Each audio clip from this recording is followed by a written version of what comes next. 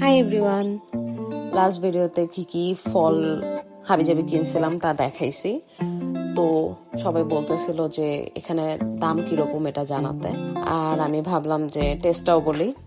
সবার আগে যদি বলি, আম $11 ছিল, অলমোস্ট 1400 টাকা। কিন্তু এত টক নর্মালি হোক ভাত দিয়ে হোক কোনোভাবেই খাওয়া যায় না, বিশ্রী।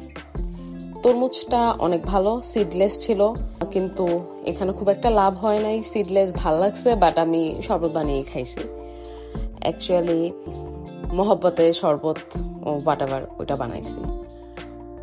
প্লামটা খুবই টেস্টলেস ছিল, একদম কোনো টেস্ট নাই।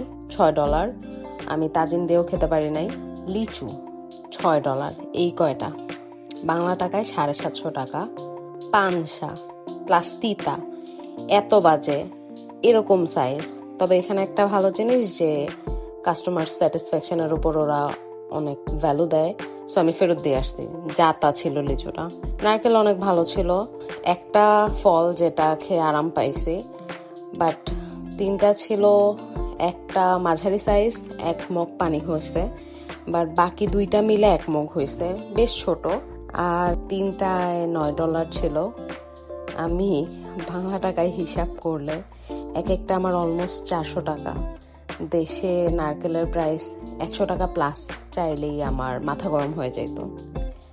তো কি আর করার, ডাব খেতে পারে না, নারকেল খাচ্ছি।